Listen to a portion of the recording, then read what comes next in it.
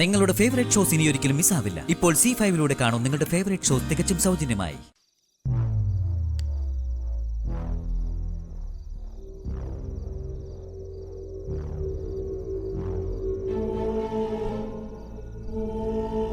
നിങ്ങളിവിടെ നിൽക്കേ, ഞാൻ സാറിനോട് ചോദിച്ചിട്ട് വരാം.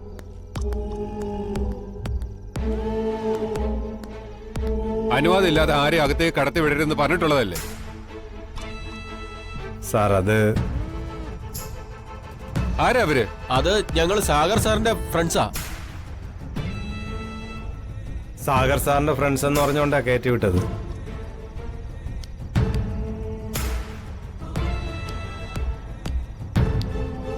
അളിയ അവരൊക്കെ എന്റെ ഫ്രണ്ട്സാ. അളിയന്റെ കല്യാണം കൂടെ വന്നതാ. എന്നിട്ടാണ് അവരെ പുറത്ത് നിർത്തിയിരിക്കുന്നത്. അകത്തേക്ക് വിളിക്കുന്നില്ല മര്യാദ. ഓ അത് സാരമില്ല അളിയ, ഞങ്ങള് തമ്മിലങ്ങനെ ഫോർമാലിറ്റീസ് ഒന്നുമില്ല. ശരിയെന്നാ നടക്കട്ടെ. ആ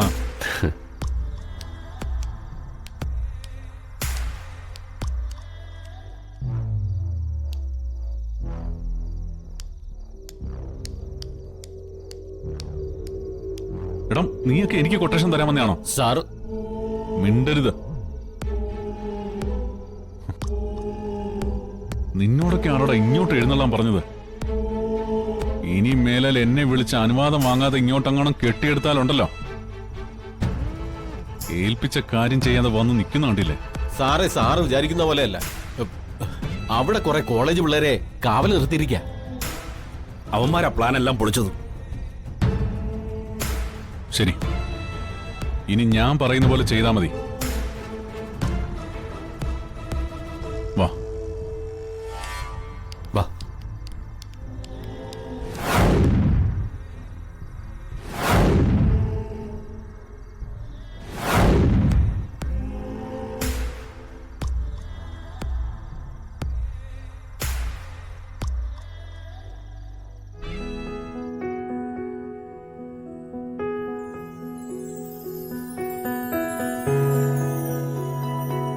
അവര് വീട്ടുജോലിക്ക് പോവല്ലേ? ഇപ്പൊ ഏത് വീട്ടിലാ ഉള്ളതെന്ന് ആർക്കറിയാം? അമ്മേ, എന്റെ അമ്മയെ കല്യാണം ക്ഷണിക്കാൻ ഞാൻ നാളെ വീട്ടിലേക്ക് ഒന്ന് പോയിക്കോട്ടെ? ഒന്ന് നിർത്തുന്നുണ്ടോ? ഇവിടെ ഭ്രാന്തെടുത്ത് നിൽക്ക. അതിന്റെ ഇടയ്ക്ക് അവിടെ ഒരു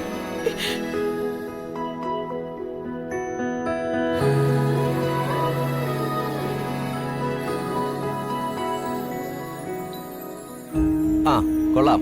നീ ഇവിടെ ഇരിക്കുകയാണോ? എടി, മണ്ഡപത്തിലേക്ക് കൊണ്ടുപോകാനുള്ള സർവ്വസാധനങ്ങൾ പാക്ക് ചെയ്ത് വെക്കണം. പറ, നെല്ല്, പൂക്കുല എല്ലാം എടുത്ത് ഹാളിൽ വെച്ചിട്ടുണ്ട്. ദേ, വർഷയുടെ കൂട്ടുകാരോട് പറഞ്ഞാൽ അവര് മറക്കാതെ മണ്ഡപത്തിലേക്ക് കൊണ്ടുപോയിക്കോളൂ. നിനക്കെന്ത് പറ്റി ഒരു ഉഷാറില്ലാത്ത പോലെ? ഓ, വന്ദന പോകുന്നതിന്റെ സങ്കടമായിരിക്കും അല്ലേ? എടി, പെണ്ണായാൽ അങ്ങനെ തന്നെയാ. അതൊന്നുമല്ല. ഹരിതയുടെ അച്ഛനമ്മയും വീട്ടിൽ പോയി ക്ഷണിക്കാൻ പ്രകാശേട്ടന്റെ അച്ഛനും അമ്മയ്ക്ക് ഒരു വിഷമവുമില്ല.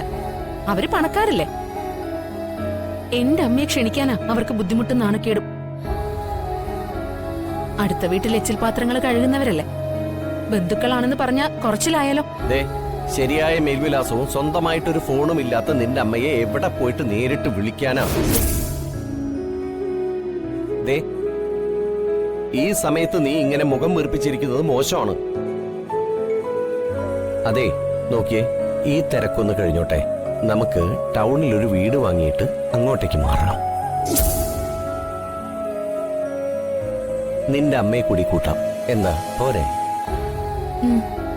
ഇപ്പോ ഈ കല്യാണത്തിന്റെ സംഘാടക സമിതി കൺവീനർ നീയാണെന്നുള്ള കാര്യം മറക്കരുത്. ഓക്കെ? ഗുഡ്.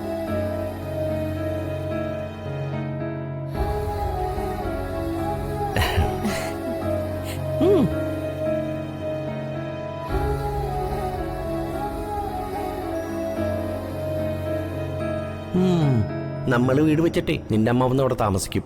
നടന്നു തന്നെ.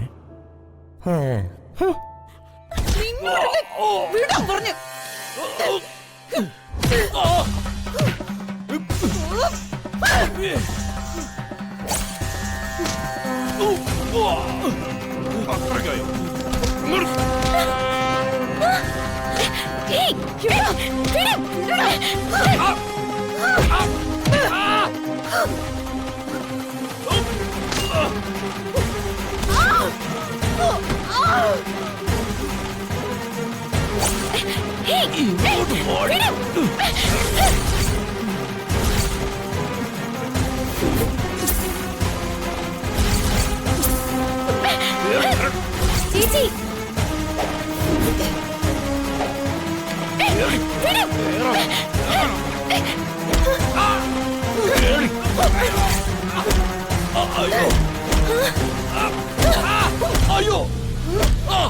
ചേച്ചി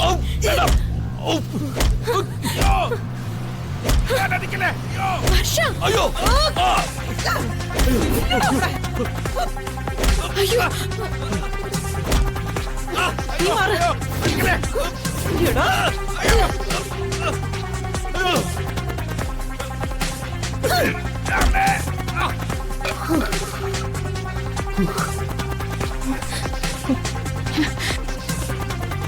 ചേച്ചിയുടെ ആഭരണങ്ങൾ മോഷ്ടിക്കാൻ വന്ന കള്ളന്മാരായിരിക്കും. ഇന്നലെ വീട്ടിൽ വന്നതും ഇവന്മാര് തന്നെ ആയിരിക്കും. ഇനി ഇവന്മാര് വരാൻ സാധ്യതയുണ്ട്. ഓ പിന്നെ എന്റെ ഭർത്താവിനെ വരച്ച വരയില് നിർത്തുന്നവളാ ഈ വസന്ത. പിന്നല്ലേ ഈ ഞാഞ്ഞൂലികള്. വരട്ടെ, ഞാനില്ലേ ഇവിടെ. വല്ലതും പറ്റിയോടി? ഇല്ല ചേച്ചി. പേടിക്കാതെ മോളെ. 4-5 ഒതുക്കാൻ ഈ വസന്ത ഒറ്റയ്ക്ക് മതി. ഒരുത്തന്റെ എങ്കിലും കാല് ചവിട്ടി ഓടിക്കാൻ പറ്റിയില്ല. അതിലേ എനിക്ക് വിഷമമുള്ളൂ. ഇനി വരട്ടെ അവന്മാര്, അപ്പ കാണാം. പിന്നെ നീ MD ആയ എനിക്കൊരു ജോലി, 1 ലക്ഷം രൂപ ശമ്പളം, അത്രയും മതി. മറക്കല്ലേ മോളെ.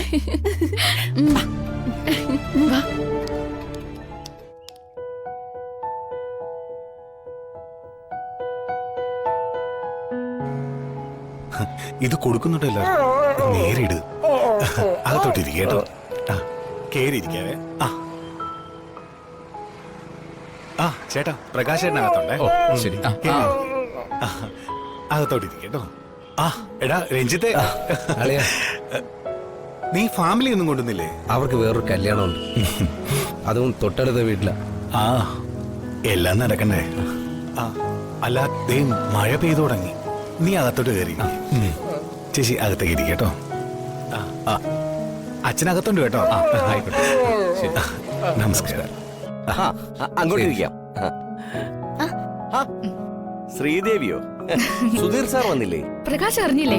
സാർ പാലക്കാട്ടേക്ക് ട്രാൻസ്ഫർ ആയി പോയി. അയ്യോ, അത് ഞാൻ അറിഞ്ഞില്ല. സാറുണ്ടായിരുന്നെങ്കിൽ തീർച്ചയായിട്ടും വന്നേനെ. ആ മോളെ, സുഖല്ലേ? ശരി. നീ ഇവിടെ ഒന്ന് പഞ്ചാരടിക്ക. മോളിങ് വാ. മോള് അമ്മയുടെ അടുത്ത് പോയിരിക്കെ. ചെല്ലേ, ആ ഫോൺ ഇങ്ങോട്ട് താടാ. പോടങ്ങട്. ഓ ഹലോ, എവിടെ? ഞാൻ അങ്ങോട്ട് വരാം. ഡൗൺലോഡ് ചെയ്യൂ C5 ആപ്പ്. കാണൂ എല്ലാ എപ്പിസോഡുകളും സൗജന്യമായി.